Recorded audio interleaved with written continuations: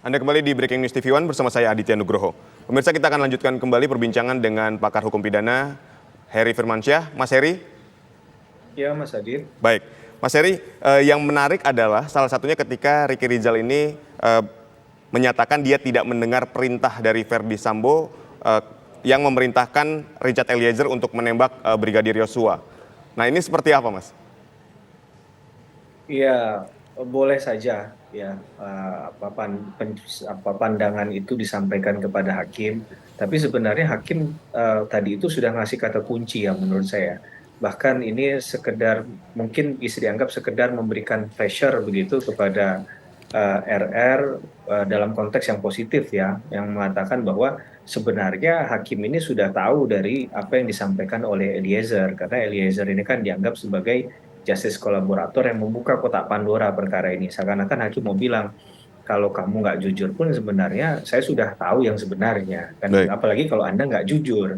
Nah, ini agak memberikan pressure tadi ya ke poin yang apapun yang disampaikan oleh RR di muka persidangan ini.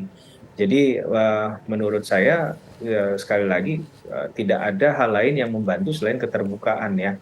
Apa yang diketahui, dialami itu harus disampaikan. Terkait poin tadi bahwa dia tidak mendengar arahan tadi, itu kan bisa dikalkulasi ulang atau disampaikan ulang dengan pernyataan sebelum-sebelumnya atau peristiwa-peristiwa sebelumnya. Apakah benar bahwa RR ini pernah dipanggil oleh Pak FS? Ya, sebelum kemudian Pak FS meminta RR turun untuk entah itu menyuruh memanggil Eliezer atau itu inisiatifnya dari RR untuk memanggil Eliezer untuk menggantikan posisinya pada saat disampaikan akan ada perintah untuk eksekusi kepada almarhum Brigadir Joshua. Jadi tentunya perjawaban dari RR itu kan tidak satu peristiwa hukum yang terpisah ya. Dia adalah jalinan cerita rangkaian peristiwa yang masuk dalam peristiwa hukum yang ada pada kasusnya almarhum Brigadir Joshua ini. Nah, jadi kalaupun dikatakan tadi demikian ya akan dikaitkan dengan yang sebelumnya.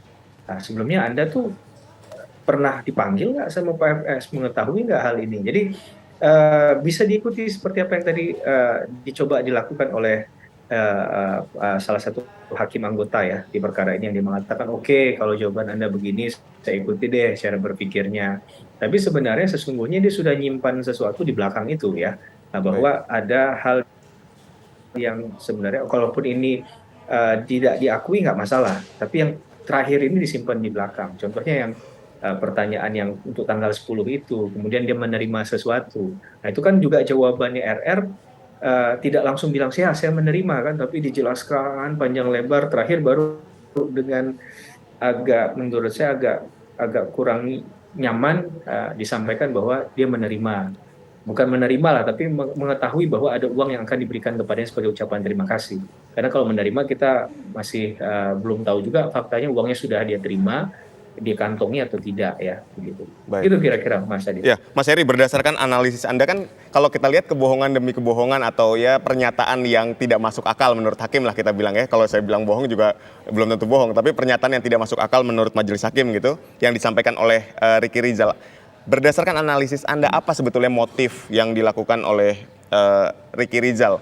Artinya ini kan RE sudah menjadi justice kolaborator, dia sudah mencoba membuka kotak Pandora lebih jelas gitu, terang benderang berdasarkan versi kebenaran karena dia memposisikan diri sebagai justice kolaborator tadi. Ini apa sebetulnya yang dilakukan oleh Ya, Ricky Rizal ini? Ya, seakan-akan RR ini mau mengatakan ya, menurut versinya dia, saya mungkin bisa salah, tapi saya coba memahaminya begitu demikian, bahwa Baik. dia ini tidak tahu apa-apa, tidak punya pengetahuan terhadap terjadinya tindak pidana ini, maka dia nggak punya unsur kesalahan di sana, dia hanya berada di tempat dan waktu yang salah. Nah, kira-kira demikian, Mas Adit, kalau menurut saya ya. Hmm. Tapi sekali lagi, kalau orang yang berada di tempat dan waktu yang salah memang tidak punya unsur kesalahan, dia tidak akan mengikuti rangkaian peristiwa ini dalam perannya terlalu banyak begitu ya. Mungkin hanya di once apa ya, dari kesempatan itu hanya satu kali itulah mungkin dia bersinggungan dengan si terdakwa, katakanlah misalnya dia nggak ikut kejadian di Magelang kemudian setelah itu dia pulang, dia tetap di Magelang, dia kan berarti nggak ikut rangkaian cerita ini ya. Mm-mm. Tapi kalau kita lihat ya tanpa berusaha untuk menuduh karena putusannya belum ada ya, belum diputuskan oleh hakim terkait dengan statusnya RR ini. Tapi kalau kita lihat dari peristiwa hukum, dari fakta hukum, di Magelang, karena kasus ini coba ditarik waktu itu elastis ke Magelang ya oleh Pak FS menurut skenario-nya, Ya. itu RR sudah tahu begitu ya. Bahkan sampai ada pemisahan yang janggal tadi masalah mobil Brigadir Joshua tidak bareng UPC, kemudian senjatanya ditahan, sedangkan menurut versi yang lainnya sebenarnya Kuat itu juga sudah berupaya untuk melakukan suatu tindakan ke Brigadir Joshua, tapi alasannya mengapa pistol Joshua diambil karena dia polisi, sedangkan Kuat tidak diambil, itu juga alasannya nggak kurang masuk akal menurut saya karena prinsipnya equal harusnya. Ya. Kalau seandainya ada dua orang yang bersitegang, berseteru, apalagi berantem gitu ya, satu bawa senjata tajam, satu bawa pistol, ya dua-duanya harusnya dilucuti. Dalam artian dipastikan bahwa kedua orang itu tidak membawa alat tersebut karena bisa membahayakan keselamatan orang lain.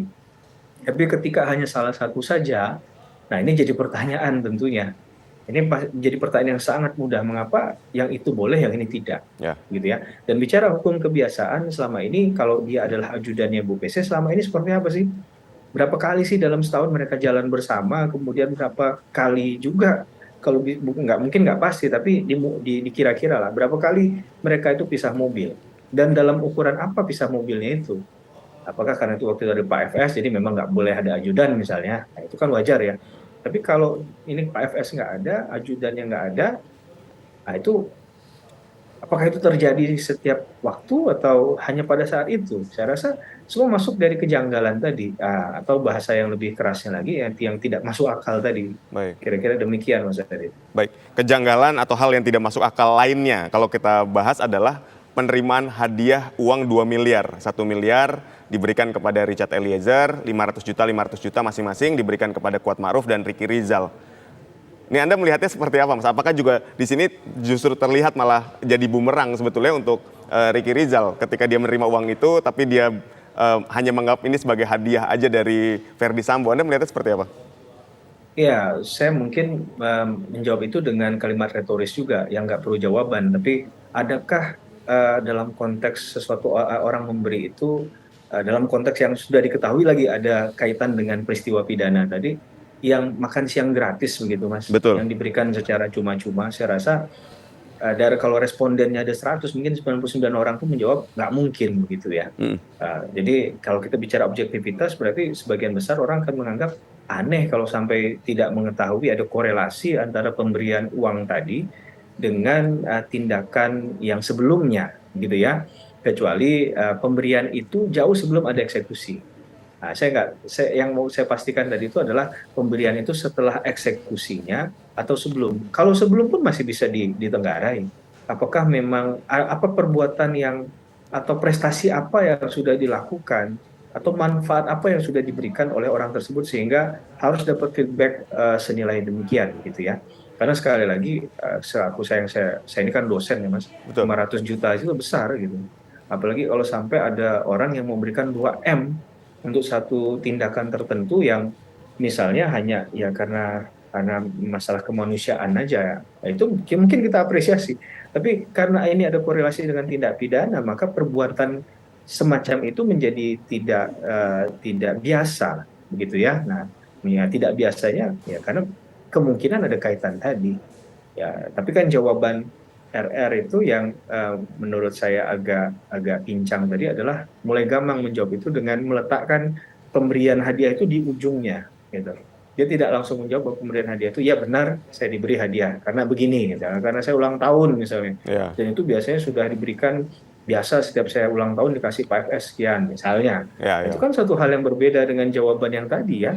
Nah, saya coba memberikan jawaban ekstrim itu untuk kita menilai apakah jawaban tadi yang diberikan itu dibumbui dengan keyakinan atau dengan tidak yakin sebenarnya. Ternyata ada keraguan di situ. Dari RR Betul. untuk menjawab menjelaskan itu begitu.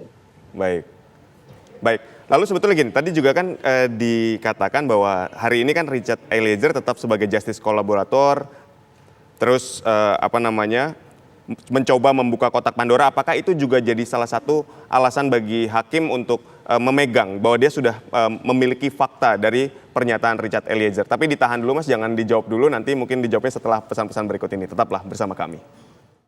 Anda kembali di Breaking News TV One. Pemirsa, sidang di Pengadilan Negeri Jakarta Selatan masih terus bergulir dengan saksi Ricky Rizal dan menghadirkan untuk terdakwa Kuat Ma'ruf dan Richard Eliezer.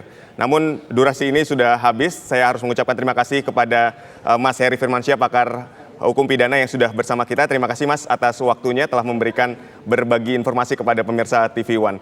Dan setelah ini Anda dapat menyaksikan Kabar Petang bersama Ken Ane dan Tisa Noveni. Saya Aditya Nugroho, mewakili kru yang bertugas pamit undur diri. Terima kasih dan sampai jumpa.